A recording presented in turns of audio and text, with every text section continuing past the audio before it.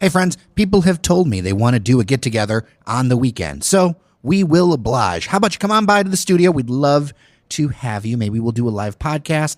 We're going to do this Saturday, November 9th from 10 to 1 p.m. here at the studio in Techtown in beautiful Midtown Detroit. I will have links to Eventbrite to sign up for this free event. I'm going to make sure that we've got some bagels, some donuts, some tasty things, some coffee, and we will get together and have a good old time. So that's Saturday, November 9th from 10 to 1 p.m. at Techtown, and I would love to see you, and I'll put a link in the show notes.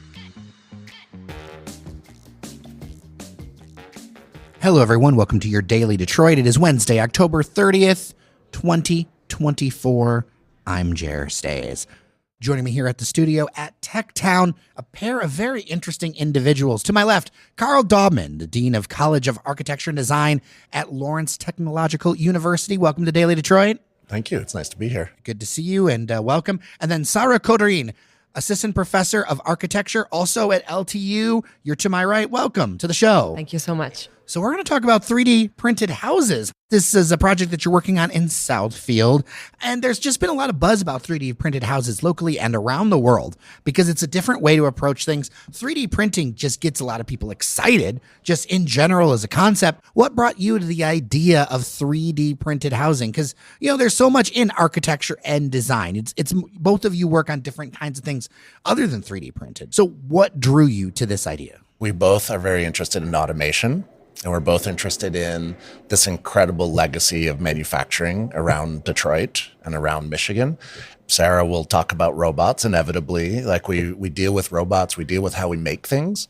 And 3D printing is a kind of natural either extension of those things or it's embedded within so many of those things. So there's been desktop 3D printing for a while. We just did a project where we did a number of computer cut pieces of plywood to put something together. And so we're interested in making things. We're interested in making exciting and interesting things. And we do that with technology. And so 3D printing is one of the many tools within that kind of toolbox. Yeah. And I think as educators, we both teach digital fabrication classes. We teach robotics with our students. We work on those things. And it's kind of exciting for us to apply firsthand in the profession some of the technology that they're learning in school to understand that they can actually apply this knowledge in their careers. How do you think that robots can help revolutionize or change home building in this regard? From our standpoint, I think the interest is related to customization and how we can program these machines for custom production and approach different materials. And I think also give architects and designers a certain level of design freedom as well. So just thinking about how we can design our own construction components, how we can think about custom assembly processes. And so like bringing all these things together, I think that there's all these tools offer amazing opportunities. There's also other kind of problems on the horizon, as there are so many problems on the horizon. But depends how many problems you want to acknowledge. But why don't we talk about some of these particular problems? In construction in general, I mean, it's a tough trade, right? You're often out in the environment in the either very hot or very cold. You're lifting things. And so what we've seen is not a lot of people are choosing that field to go into. But in other examples, when you start to integrate technology, right? We were talking to masons recently about something like, oh, can we train masons with VR? And they were like, oh my God, we could get young students excited about being a mason because of the technology. Well, we can also 3D print large masonry units. Oh, we can also have them involved. And so I think there's a way that it brings some excitement to the trades. And I think what we're seeing is there's a kind of many of these trades are getting older and older and not a lot of new people coming into it. And people are wondering like, what's going to happen eventually if this continues this way? It feels like it fills a natural gap. Is there any kind of resistance that you found with people of that kind of change? Or are they looking ahead and going, yeah, we've got to adapt? We'll see. I mean, I think there's a couple, inevitably with technology, there's a kind of resistance because it's something new. And we're often afraid of something new. When it comes to housing and your own house, there's different levels and like, oh, what style, or do you want to be in this type of house or that type of house? And so we'll see. I think inevitably we like to exploit the technology and see what it can do. But there are other instances where it's like, oh, we could 3D print like classical columns. right? We could 3D print other types of things. We're interested in, is there a new type of space? Are there new, relationships between inside and outside that are possible? Are there new relationships to the rooms on the inside that are possible? And so we tend to work a little bit more experimentally that way. So does this open up the door for more, say, customizations? Because when I think about some of the things I've seen with 3D printed housing, and some people really focus on the cost part, I don't know how much you can really wring out of the cost part at this point, but could it open up more features to what people are able to get maybe for the money? Yeah, I would be cautious with any new technology about suggesting that it's going to be the cheapest thing, right? Whenever we see new technologies, they tend to roll out with a kind of luxury item or a high performance item. Think about like carbon fiber bikes, right? Now we see carbon fiber on everything, right? But the first time that came out, it was on high end types of things. And so I think we're very careful to say that I don't know that this will make things cheaper immediately, but I think it could bring some sense of like dignity to a house. We could customize houses. There could bring additional value to houses and the way that we think about things. And that's really what we want to try and exploit at the beginning. The more widespread any technology becomes, then that's when it really starts to become cheaper. Yeah. And I think that the challenge is like the broad integration of all these tools simultaneously on a building site. Like in the past decade, we have seen more tools, more machines on site with, for example, single task robots that can, print the floor plan, that can help you locate things on site and can kind of help share instructions on assembly processes, for instance, but it's still like single task machines that are applied for specific applications, right? So I think that the broader integration is, I think, that the challenge for the next decades. For me, I've always wondered why there isn't more automation with home building, because I'm familiar with building cars and building other, more complex things where automation has become part and parcel of everything. You look at the old photos of the Packard plant or all the old automotive plants. That world is never returning, and it's never returning because a lot of those jobs are done by automation. And you can make the very solid point that a lot of those jobs are very dangerous and carried a lot of risk with them, where robots can do things where maybe you don't want to put a person into that gap. I've wondered why home building, especially if you look at, you look at a subdivision, you know that a lot of these houses were among the same template or something like that. To me, I don't understand. It's just bigger. I don't understand sometimes why this hasn't already happened, and 3D printing being a part of this on a wider scale. Absolutely. And this is why we wanted to do this house project, and why in Southfield it's unique for us, because it'll be close to campus and it's going to be a research project for us. So every task that occurs on site, we're going to be analyzing that for how much did it cost, how long did it take, and then that's going to build a really complex map or understanding for us about all of those types of things. So then we can start to say, what value does it have versus the kind of cost that comes with it, or how much time it is. I think what we've seen in the US in terms of home building is that it's optimized for the least expensive way to do it and the fastest way to do it, which is why, again, we're reluctant to say this will revolutionize or it'll be the cheapest way to do something, that there's other values that are possible. And even, having done some of what you're suggesting too, looking at automation and even prefabrication, right? Do we build something offsite in a controlled environment and then bring it to the site? And there's a lot of stereotypes about prefabrication too that I think that some people have. That's true too. Yeah. I think the difficulty is that in the model that you suggested, right? If we talk about manufacturing, especially what's around Detroit, if we go to say like a plant now, they're not all the same car, right? You have automation, but it has different. This one has a sunroof. That one's a different color. It's 4-door. It's 2-door. But it's all on the same line. It's on the same line, right? So there's a way that you can scale this up. You can optimize it, but you don't have to do the same thing over and over again. And we're really interested in that ability to do it. The other thing too is your expectation with manufacturing, right? If you buy a car, for instance, maybe pandemic aside, when you're going to get it, right? When you buy it, and you know how much it's going to cost. Architects have always been separated from the way that a house is built, right? Traditionally, what happens is that an architect designs it, if it's an architect designed house, right? And that's in some cases it's not even. In some cases it's not, and that's a subset, right? But an architect may design it, and then the contractor will say how much that's going to cost, right? And so at an early stage, when you're designing a house for a client, you can't tell them how long it'll take and you can't tell them how much it costs. That's a terrible experience for a homeowner. And so for us, we're really interested in kind of owning both the design and the way that you make it as a kind of completely integrated process. And architects, I think, need to deal with site. So, and every site has different conditions we have to deal with and to address. And so we say that in architecture, every single building is a prototype. So like the logic of mass production is hard to apply because of all the other constraints that we have. And I think that we are excited about, so based on what Karl was saying, right? Like with the use of digital technologies and additive manufacturing, we can continue the digital process beyond the design phase, because when we stop designing and then we hand off the construction, then we lose the control of digital data. So when we are designing how the robot moves in space, how much material will fit in through the 3D printer, we have much more control of some of those things and parameters. Yeah. And by the way, there is in this prep documentation I looked at, I love that the name of the company that you're doing here is called Prototyping Lab for Offsite Prefabrication, or PLOP. That just made me have so much joy, like in my heart, that there's a little bit of pun in this as well. There's a lot of pun. We hope that people will remember the name. Right. PLOP, right?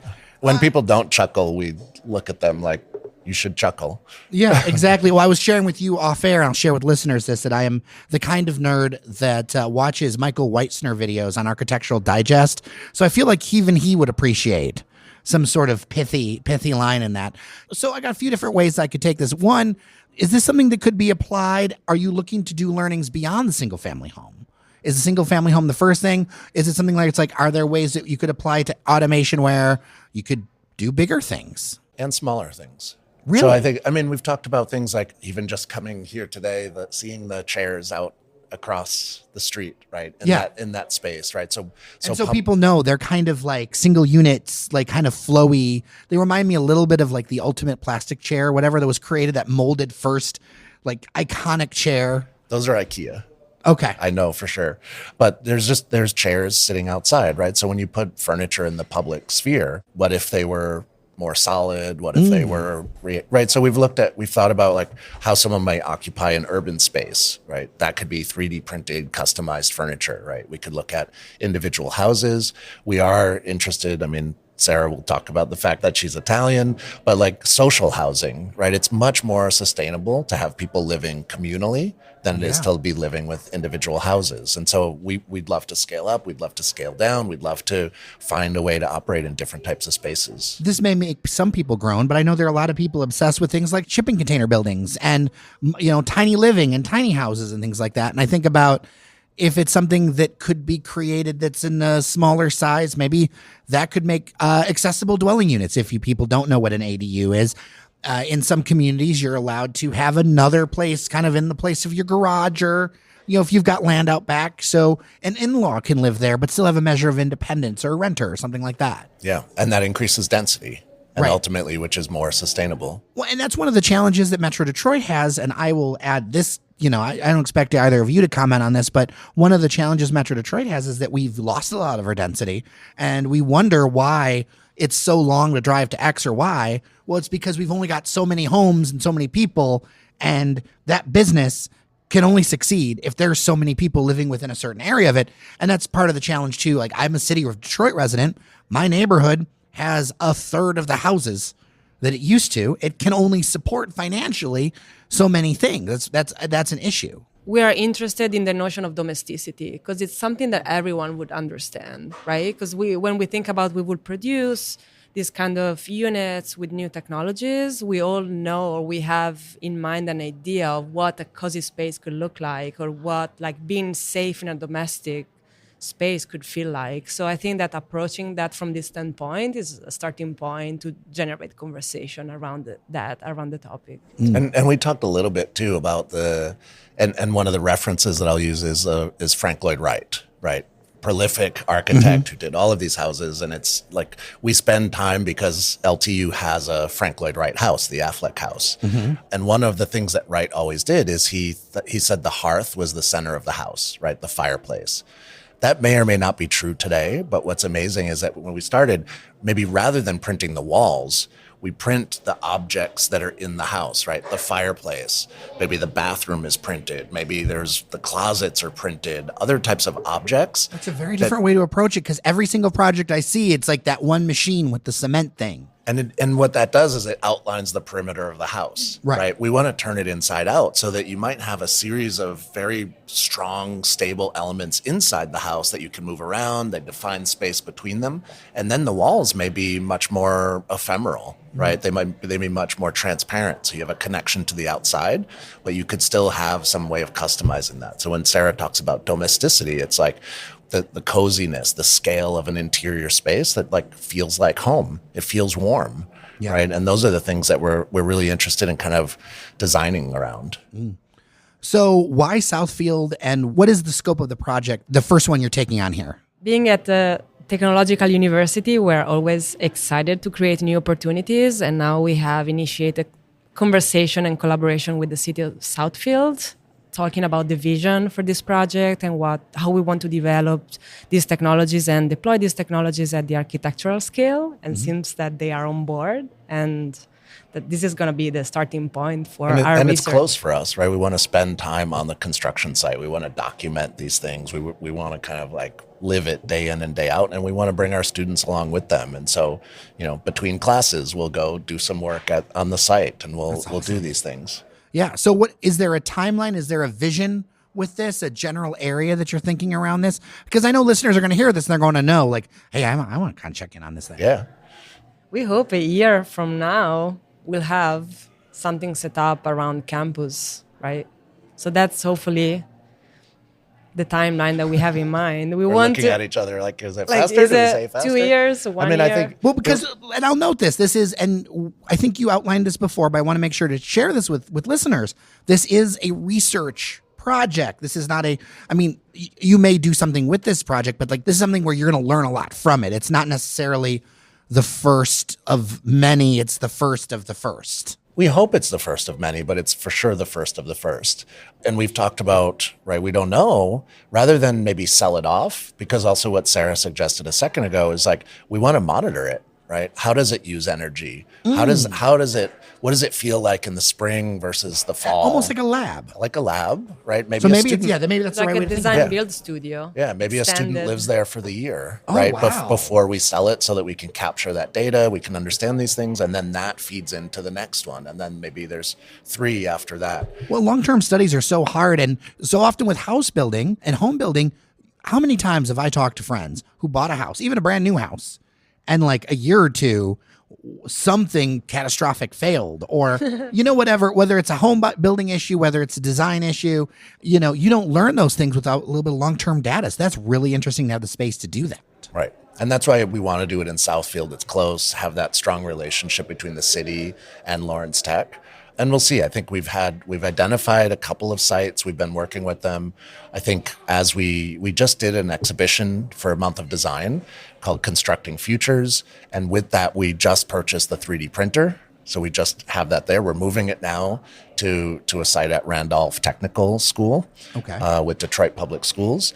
And so, looking at setting this up, it could be as easy as the springtime where we're starting to like get on site and start to be thinking about this. Fascinating. That's the ambitious plan. Sara and I are looking at each other like, could it happen that quickly? The audio version of putting an asterisk right by the end of it, right? TBD. But hopefully soon. If people want to learn more, where can they go? Or follow either of you? Follow either of us. We tend to post a lot of things on Instagram. Probably there'll be posts through school, and then there's a start of a plop website.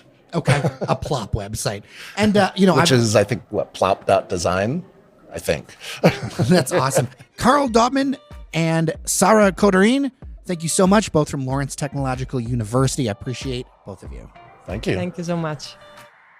Well, if you enjoyed this episode, be sure to drop 5 stars on your favorite podcast app, Apple Podcast or Spotify, and tell a friend about Daily Detroit. It really is the best way to push Detroit's conversation forward. Until tomorrow, I am Jer Stays. Thank you so much for listening. Remember that you are somebody, and I'll see you around Detroit.